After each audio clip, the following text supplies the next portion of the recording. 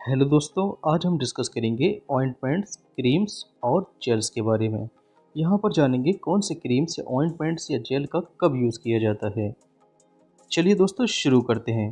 तो सबसे पहले बात कर लेते हैं स्कार मार्क्स ऑफ कट के बारे में।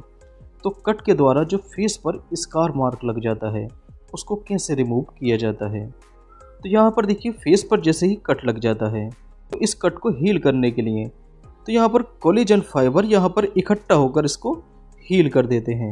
अब यहाँ पर कोलेजन फाइबर के इकट्ठा होने के कारण और इस जगह कुछ जो ग्लैंड्स होती हैं वो डीनेचर्ड हो जाती हैं, तो इसी के कारण जो स्कार होता है यहाँ पर दूसरी स्किन टोन से अलग हो जाता है। तो यहाँ पर स्पष्ट रूप से देखिए ये स्कार देखने को मिलता है। अब बात कर लेते हैं यहाँ पर इसकी क्रीम्स के बारे में। तो कौन कौन सी यहाँ पर क्रीम्स का यूज़ किया जाता है। देखिए यहाँ पर जो कट होता है, अगर ये ताज़ा कट होता है, न्यूली कट होता है, तो यहाँ पर इन क्रीम्स का यूज़ किया जा सकता है। यहाँ पर जैसे कि मिडर्मा एडवांस प्लस क्रीम और दूसरी आती है कॉन्ट्रैक्ट ट्यूबेक्स। इन दोनों में से किसी एक क्रीम का यहाँ पर यूज़ कर लिया जाता है। और अगर ये स्कार या मार्क ये लंबे समय से है तो इसमें क्रीम का यूज़ नहीं करना चाहिए, क्योंकि ये क्रीम से रिमूव नहीं हो सकता। तो यहाँ पर प्लास्टिक सर्जरी या लेज़र से इसको रिमूव किया जा सकता है। अब यहाँ पर नेक्स्ट बात कर लेते हैं बेटनोवेट एन और बेटनोवेट सी क्रीम के बारे में। तो यहाँ पर हम जानेंगे कि बेटनोवेट एन और बेटनोवेट सी जो है ये फेशियल क्रीम है या नहीं है। तो सबसे पहले जान लेते हैं इसमें कौन कौन सी मेडिसिन का मिक्सचर होता है। तो बेटनोवेट एन में होता है बीटा मेथासोन और नियोमाइसिन। तो यहाँ पर जो बेटनोवेट एन में एन लिखा है इसका मतलब होता है नियोमाइसिन। तो यहाँ पर बीटा मेथासोन जो होता है एक स्टेरॉयडल मेडिसिन होती है, क्योंकि यहाँ पर देखिए किसी भी मेडिसिन के अंत में अगर सोन टर्म आ जाता है उसका मतलब होता है वो स्टेरॉयडल मेडिसिन होती है। वैसे ही देखिए बेटनोवेट सी में होता है बीटा मेथासोन और क्लियोक्यूनोल। तो यहाँ पर सी का मतलब होता है क्लियोक्यूनोल। तो यहाँ पर बात कर लेते हैं इसके यूज़ के बारे में। तो इसका यूज़ एक्जिमा मतलब कि दांत खाज खुजली में इसका यूज़ किया जाता है। दूसरा सोरियासिस में देखिए क्या होता है, यहाँ पर स्किन जो होती है वो पपड़ी के रूप में छूटने लगती है, इसको हम सोरियासिस के नाम से जानते हैं। नेक्स्ट आता है इंसेक्ट बाइट। अगर यहाँ पर कोई कीड़ा वगैरह काट लेता है तो बेटनोवेट एन या बेटनोवेट सी यहाँ पर लगाया जा सकता है। नेक्स्ट आता है प्रिकल हीट, मतलब अगर शरीर पर घमौरियाँ हो जाती हैं तब भी इस क्रीम का यूज़ किया जा सकता है। तो ये क्रीम कोई फेशियल क्रीम नहीं होती है, ये पिंपल्स और स्किन कलर को फेयर नहीं करती है, तो इस क्रीम को चेहरे पर लगाने से बचें। साथ ही साथ यहाँ पर जान लेते हैं इसके साइड इफ़ेक्ट्स के बारे में। तो इसके क्या क्या साइड इफ़ेक्ट्स हो सकते हैं।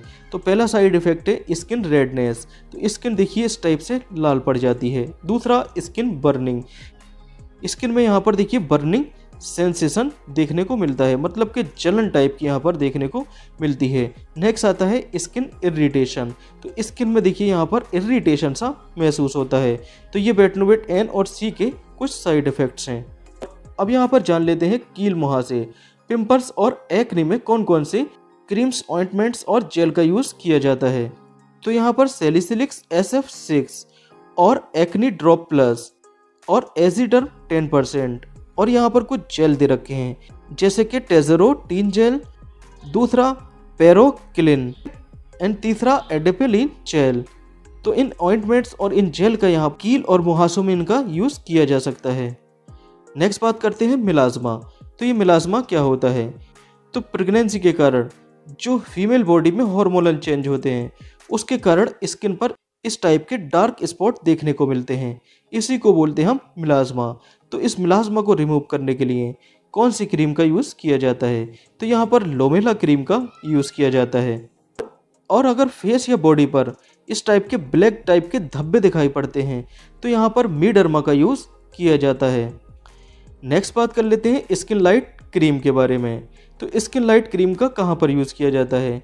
इसका यूज़ मिलाज्मा के केस में किया जाता है, मतलब स्किन पर काले रंग के धब्बे पड़ जाना कहलाता है मिलाज्मा। दूसरा बर्न स्पॉट, अगर देखिए जलने का इस टाइप का यहाँ पर स्पॉट पड़ जाता है तो वहाँ पर भी इसका यूज़ किया जा सकता है। अगर फेस या बॉडी पर कहीं डार्क स्पॉट है तो यहाँ पर स्किन लाइट का यूज़ किया जाता है। नेक्स्ट जेल आता है क्लिंसी क्लियर जेल। तो क्लिंसी क्लियर जेल का यूज़ कब किया जाता है? इसका यूज़ पिंपल्स मतलब के दाने और एक्ने मतलब के मुहासों में किया जाता है। उसके बाद आता है बेंजोइल पेरोक्साइड जेल।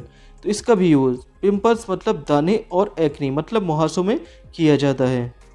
नेक्स्ट बात कर लेते हैं सैलिसिलिक SF6।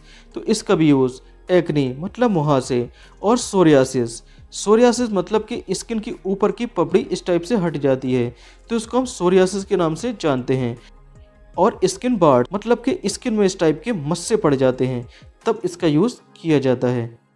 नेक्स्ट जेल आता है बर्बेरिस एक्वीफोलियम। तो इस जेल का यूज़ कब किया जाता है? इस जेल का यूज़ स्किन को फेयर करने में किया जाता है। और अगर फेस पर इस टाइप के पिंपल्स या एक्ने हो जाते हैं तो यहाँ पर इसका यूज़ किया जाता है। और अगर आँख के आसपास इस टाइप के ब्लैक कलर के सर्कल बन जाते हैं तो यहाँ पर इस जेल का यूज़ किया जाता है।